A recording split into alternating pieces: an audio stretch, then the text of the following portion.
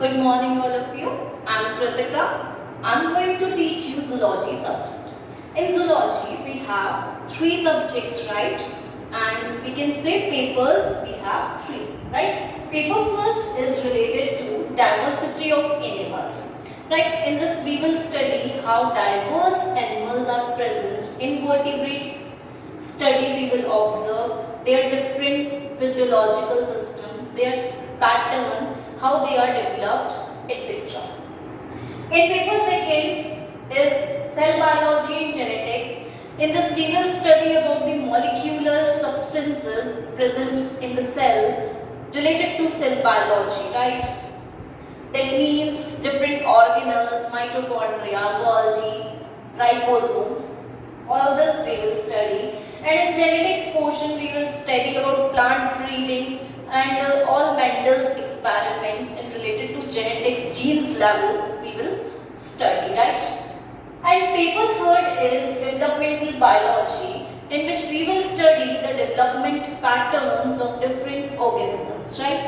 That means here we will see how embryo is formed, and then after embryo formation how different organisms attain different sizes and different structures, right? So we will observe the whole scenario that how the development goes on. So I can tell you the exam pattern as well, that all 3 papers will be conducted, right? And first paper will be of 33 marks, second paper will be of 33 marks, and the last paper, paper third, will be of 34 marks. This will be the pattern of the examination, and all total it comprises 100 marks. Right? So, zoology subject examination papers we will be of 100 marks, right? And when we will discuss about the concerned paper, then we can say that how the question comes is like, if the paper is of 33 marks, then 9 short questions come, that is of 9 marks, right? And long question comes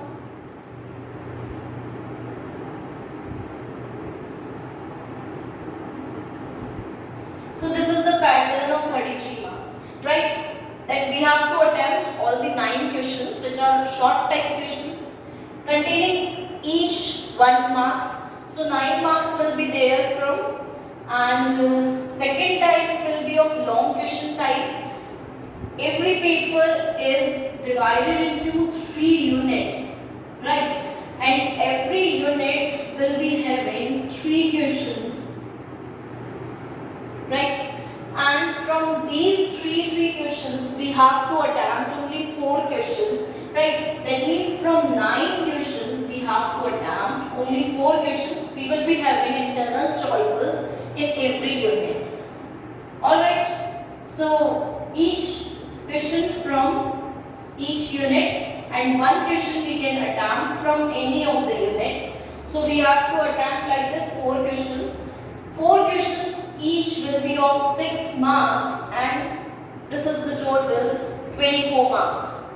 So we have a lot of internal choices in long questions, but in short questions we have no choices, right? So it will be of 33 marks.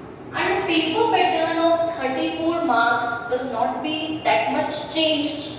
It will only contain that here 10 questions we will be getting of 1 marks, and here like this 34 marks paper will be framed.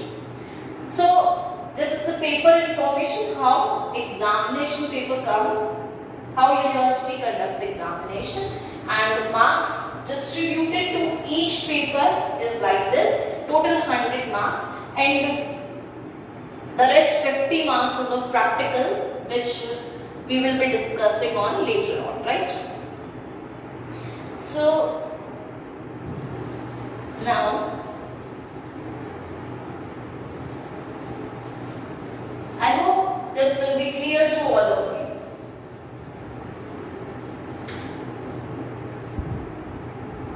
So I will be teaching you paper third, developmental biology. is of 34 marks. We already discussed this. So first class should be like introductory class, right? So we are discussing some points or some definitions which we have already studied in 12th class, right? So phases of embryonic development.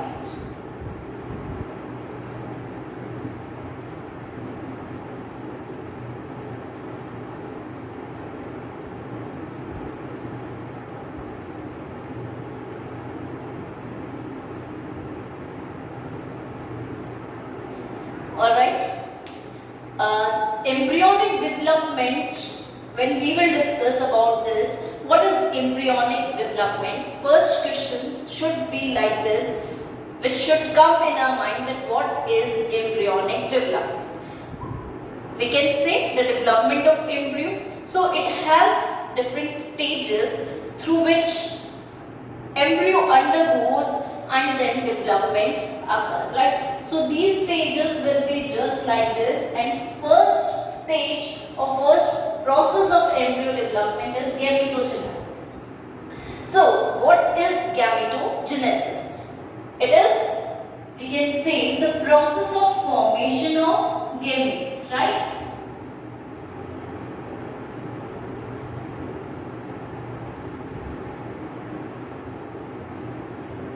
It is the process of formation of gametes. So this is called as gametogenesis.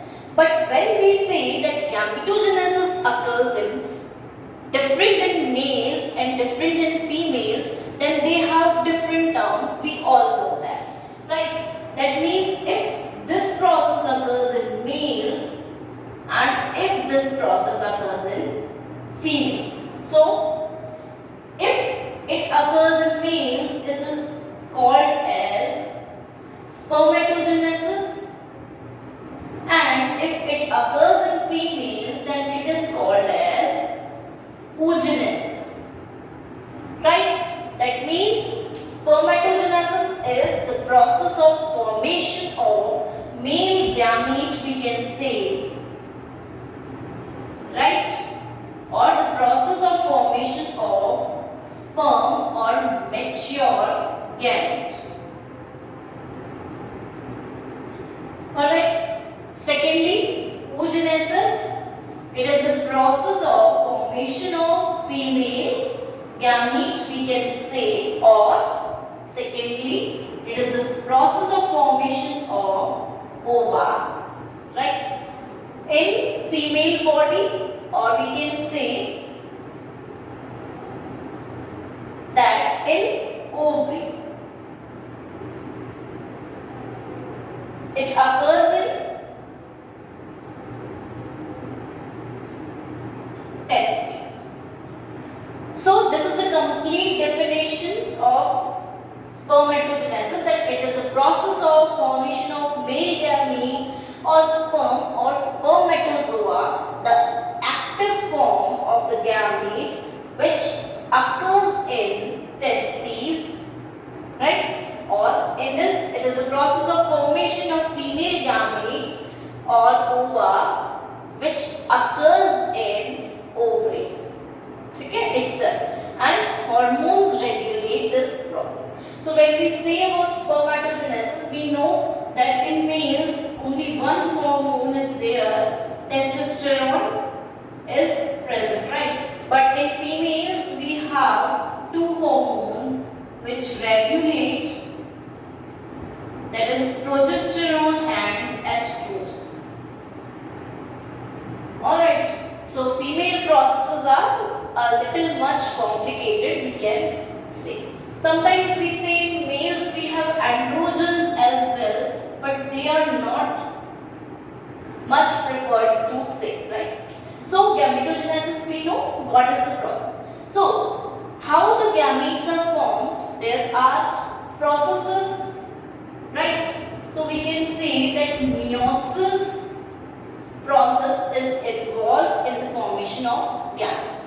Why meiosis? ठीक है, we can't say that mitosis is not there. Mitosis is also there for multiplication, right? So we can't deny the fact that mitosis is not there. Mitosis occurs there, but main process due to which we say that gametes are N, or we can say gametes should be haploid, this occurs due to the meiosis process only, as we have already studied, right? So firstly we can say that the gametes are haploid in nature, right? They are formed like this only. That means they have single ploidy or single set of chromosomes. Haploid means they contain single set of chromosomes, right? So here meiosis occurs, that's why they are haploid. So in meiosis, what is the activity or what process occurs which makes them haploid? So we can discuss a little bit, a short kind of meiosis here. So meiosis is divided into two parts, I suppose. Meiosis first and meiosis second, right? When we talk about meiosis first, so it contains four stages. Prophase first,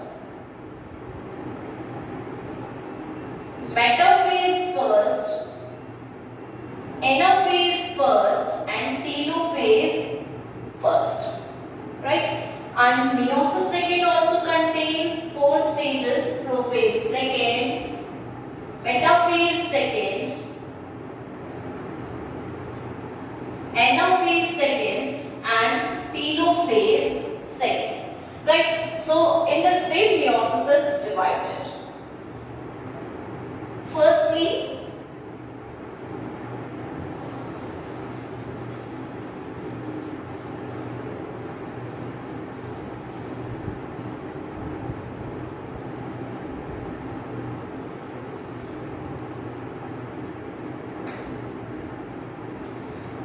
meiosis first is long and meiosis second is small.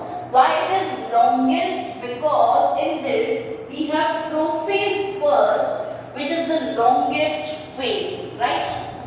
So if we talk about prophase first, we are very much clear that we are talking about meiosis first, right? So prophase first is the longest phase and it is divided into 5 phases.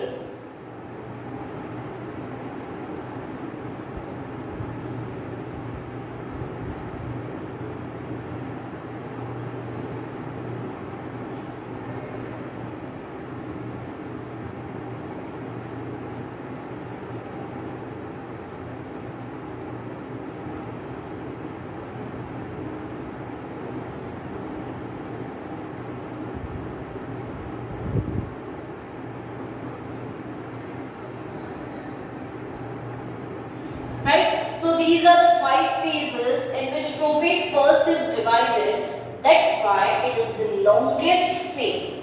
And this is the main reason for haploid gametes, right? So this should be considered. Now, when we say that it contains 5 stages, it is not hard to remember this. It is just a simple thing that it is 5 stages and it comprises these stages, and we can remember these by some short tricks, right? Like I have used a short trick, Lata Zara Pani De. Okay. In this way we can remember the serial order, that how the series, how the events go on one by one, right? L from here, Z, P, D, and again D. So in this way we can remember this. Just a short trick, otherwise we can remember like this as well.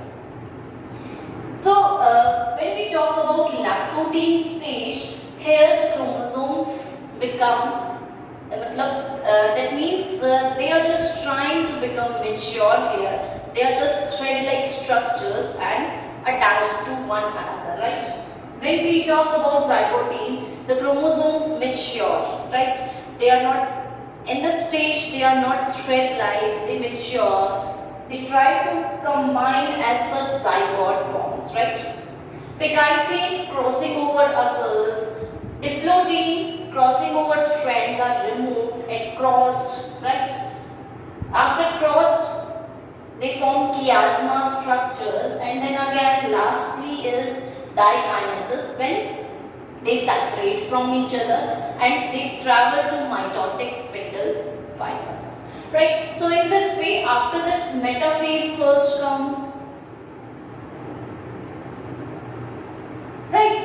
So they settle on the middle line, or we can say equatorial line, equator of spindle fibers, right? So these are the 5 stages of prophase. So we are talking that why the haploid gametes are formed, because meiosis first occurs there, and this meiosis first is called as reduction division.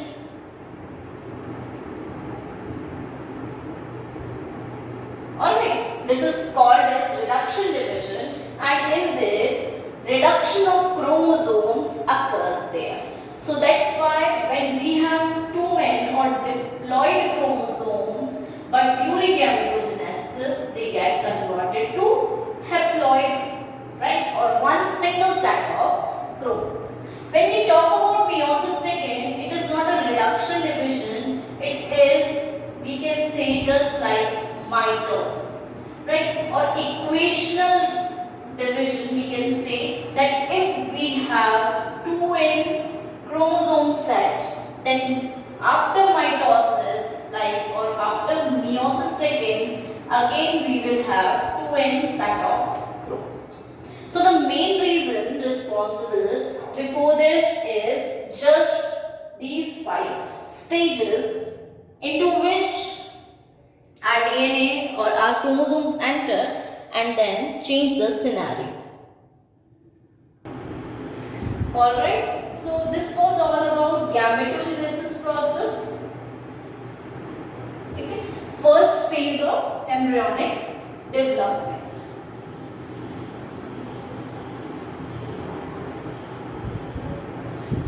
So now we will talk about the second phase of embryonic development, which is fertilization.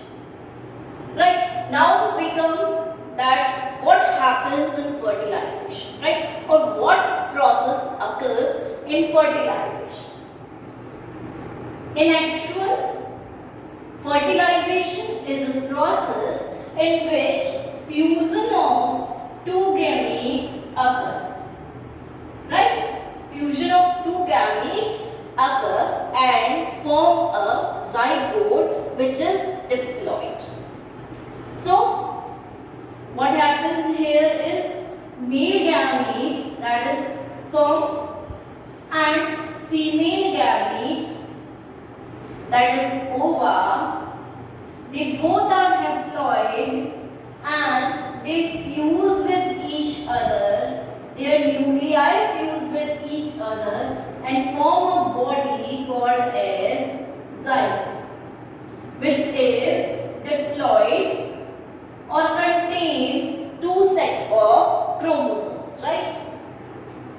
That just means that in zygote the ploidy is maintained, right? Because in starting male was of again 2n diploid chromosomes it contained, and female also contained diploid chromosomes. So when we say meiosis occurred, right, after meiosis they were haploid and then again diploid. So we can say that restoration of chromosome set occurs after the formation of zygote body, and this is all about fertilization. Second process. of development. Then after fertilization, what should occur is the third phase of fertilization, which we call as cleavage. Right? So what is cleavage? Again, we have a question in mind that what is cleavage? So cleavage is nothing but division of the zygote, which is single-celled structure. So we can say that during this process, single-celled structure called zygote is divided into many cell structures or multiple cell structures, right? Or we can say this is a process of segmentation. That means segmentation of the zygote. So at first we can say that zygote is a single cell structure, right? Then after divisions, this single cell structure changes to multiple cell structure or multicellular structure in which different cells are present. So at first zygote is single celled and we can say that whole embryo is formed from a single cell structure, right? So when we talk about cleavage, in this process, cleavage furrows are formed, right? Which divides the cell into different cells. So, firstly, one cell stage here, this is present. Then after cleavage, it becomes two cell stage, in which after first division, two cells are formed. Then again after division, four cell stage is formed in which four cells are formed due to cleavage. Then again after four cell stage, there is 8 cell stage. So 8 cell stage. Then again after 8 cell stage, there is 16 cell stage of the embryo.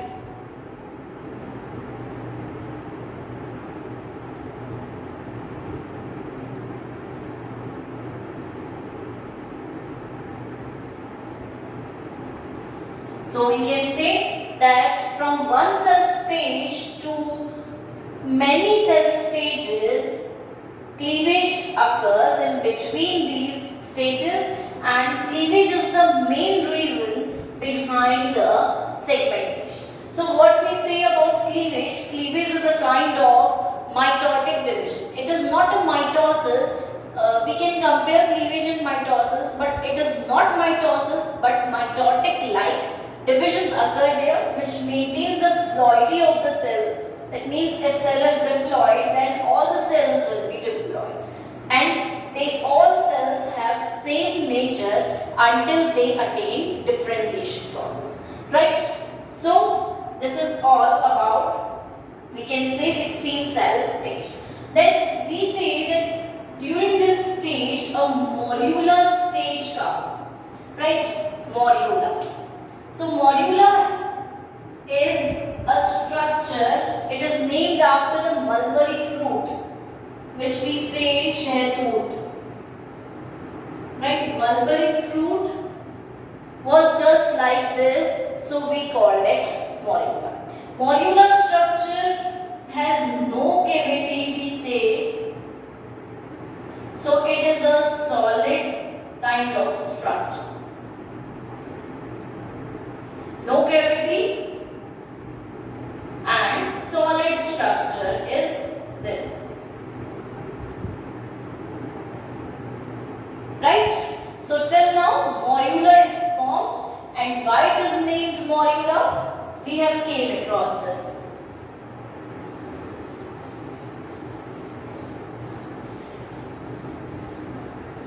Then we talk about fourth process, blastulation.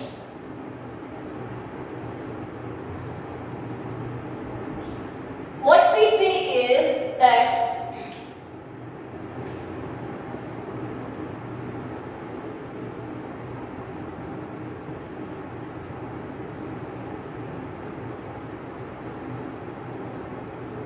this is morula, right? A solid structure in which cells are very closely arranged. So, blastulation we can say is the process of formation of blastula, right? From morula. That means if process is blastulation, so this is a process and in this blastula like structure is formed. So when we talk about blastula, it is derived from morula. Here again cleavage occurs and 64 cell stage, or we can say if it is 8 to 16 cell stage, then it can be 32 to 64 cell stage. Right, this is blastula. So when we talk about blastula, we have a special feature of blastula present in this. That means the outer layer of blastula is called as blastoderm. Right? Just like our skin outer layer is called as ectoderm, so there it is called as blastoderm because it is the layer of blastula. Right? And the cells arranged in this are called as blastomeres. Right? And the cavity present in between is blastocoele. So, this is the cavity present in between the blastula, which can be a fluid-filled cavity. Next, we talk about the fifth phase, that is gastrulation.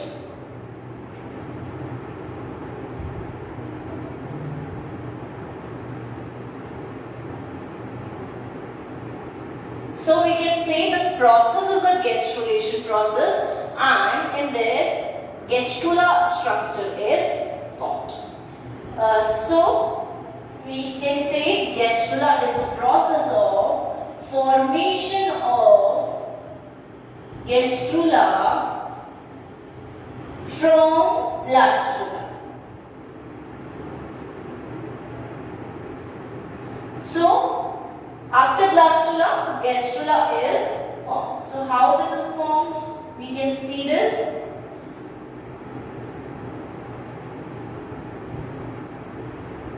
Right?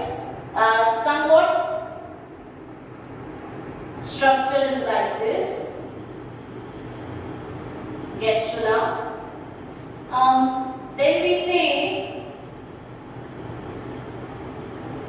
that what happens in gastrula.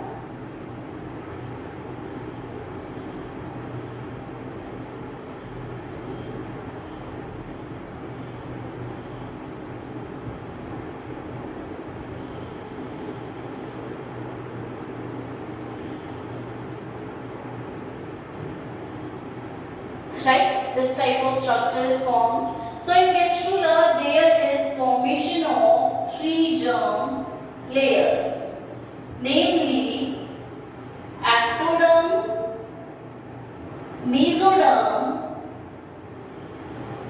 and endoderm. That means all 3 layers are formed in gastrula due to movement of cells. Right? Cells arrange themselves by different movements which are known as gastrulation movements, right? Because it occurs in this phase of gastrulation. So in this phase, what movements come under are known as gastrulation movements, and cells move and arrange themselves like this structure. So when we talk about these, so the outer layer is ectoderm, the middle layer is mesoderm, and the innermost layer will be endoderm.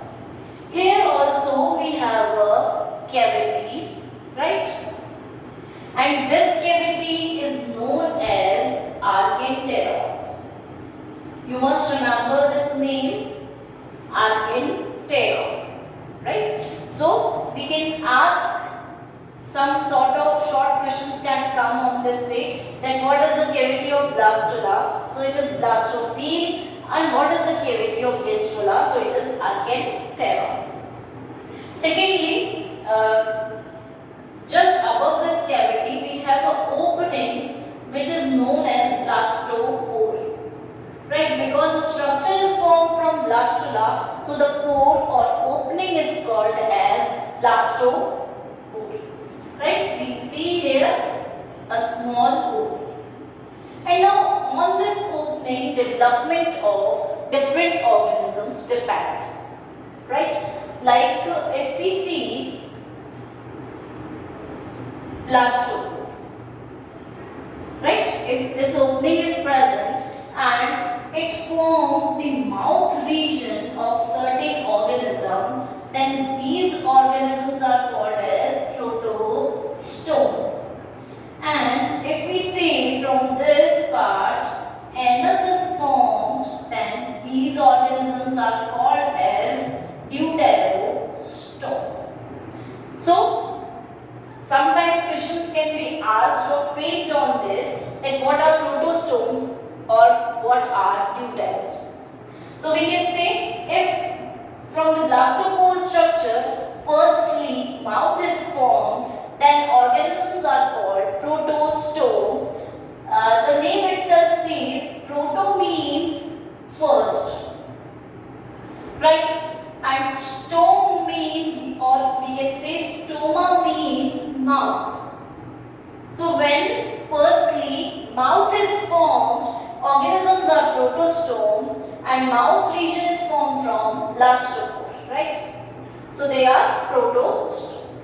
Secondly, if blastopore region forms first anus and the opposite side of blastopore forms the mouth, then it is called as deuterostomes. And the most common example of deuterostomes is we itself, that is humans. Right? Humans are the examples of deuterostomes, where blastopore forms the anus part firstly and then mouth is formed.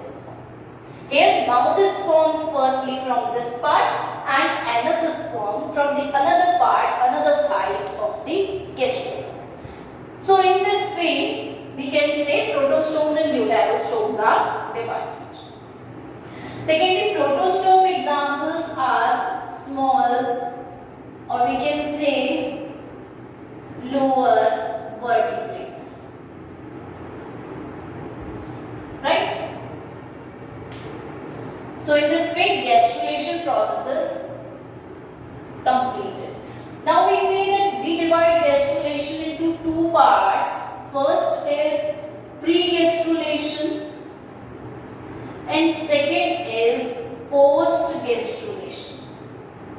Right? Pre-gastrulation is the phase in which blastula prepares itself to undergo gastrulation, and gastrulation process occurs. 3 germ layers are formed by the movement or gastrulation movements, right? Now, what we call about post-gastrulation is after the formation of gastrula, a new structure, neurula, is formed, right? And the formation of neurula occurs during post-gastrulation phase, right? In this neurula structure, the process will be called as neurulation because neurula is formed in this, and the structure formed in this is neural plate,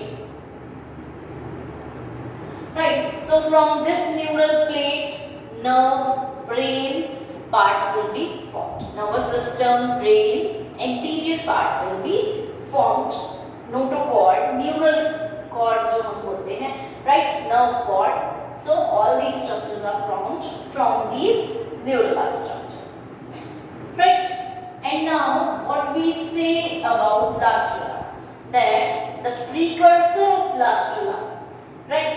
Precursor of blastula is morula, and after blastula, gastrula is formed. So post formation is gastrula, the post formation of blastula is gastrula, and the pre formation of blastula is morula. Right? So when we define blastula, we define both these structures as well. That means blastulation is a process in which blastula is formed from the morula, and from the structure it gets converted to gastrula. We can define in such a way. So the definition is completed this way. Now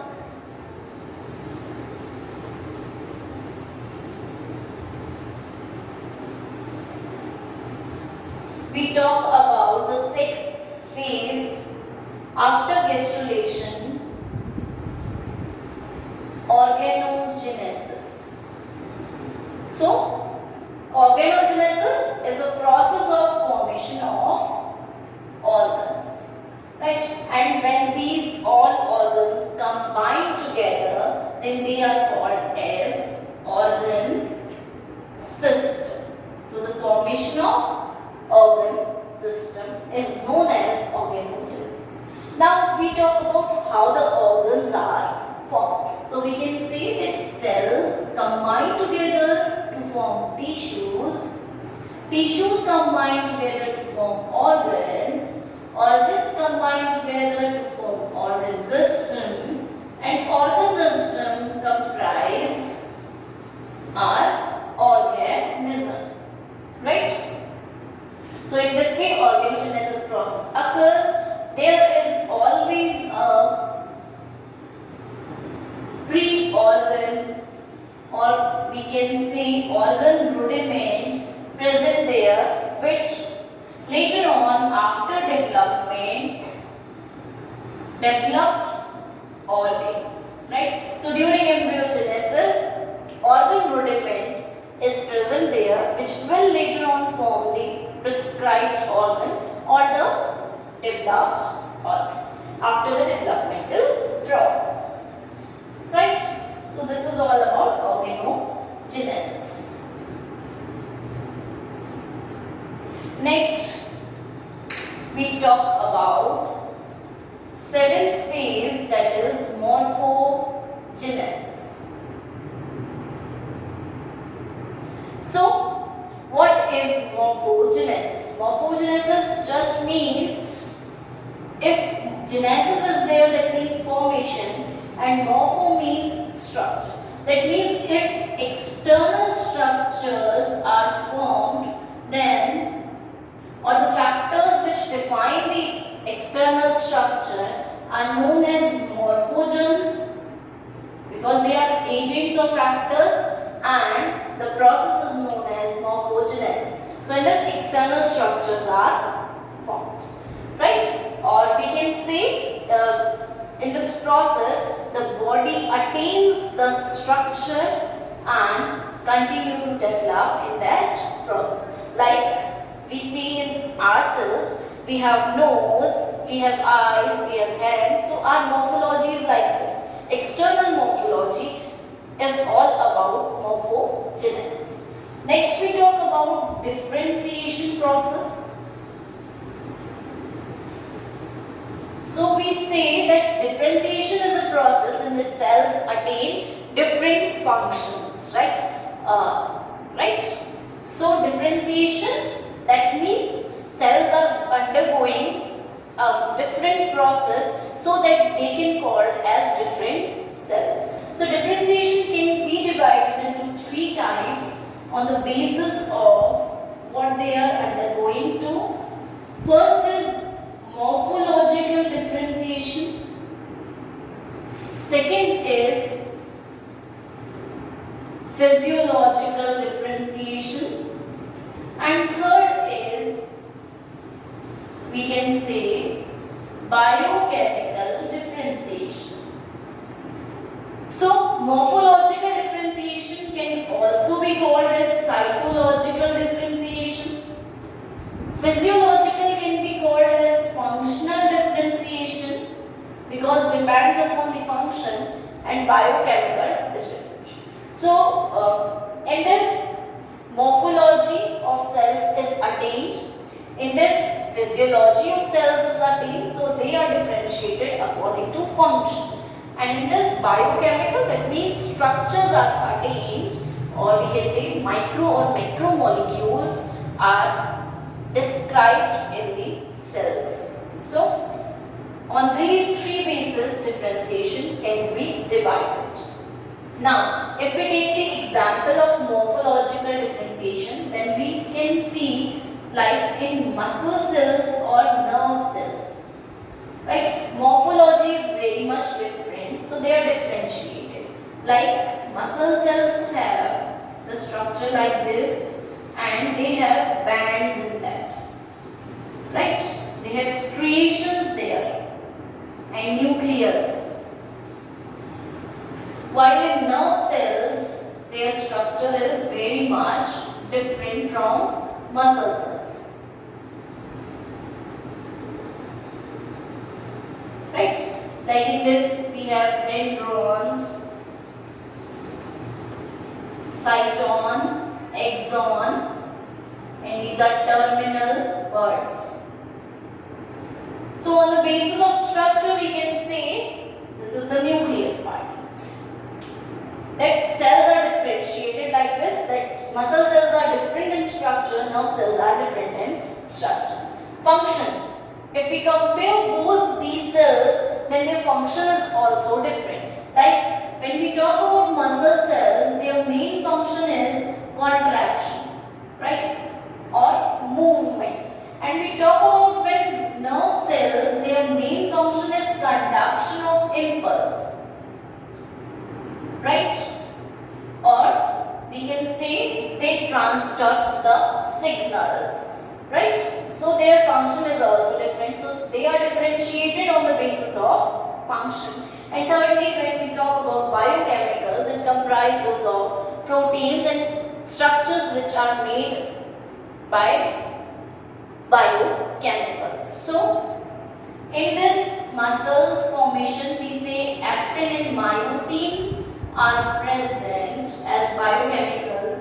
When we talk about nerves, we say that they contain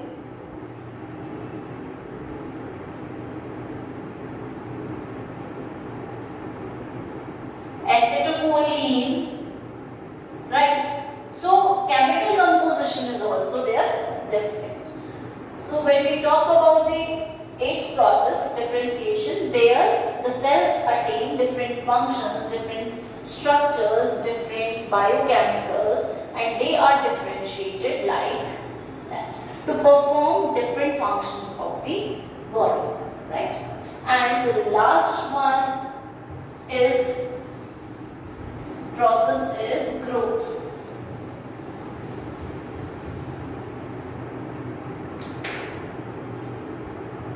So when we talk about growth is just not the division of cell, right? It is also increasing in height. So growth occurs from embryo, right, till the individual attains its fully height or attains the full height. So growth is not just concerned with the cells, it is also concerned with the height of the organism, with the age of the organism, right? So here, phases of embryonic development contains 9 phases. Firstly, gametogenesis, gametes are formed. Secondly, fertilization, both these gametes are fused.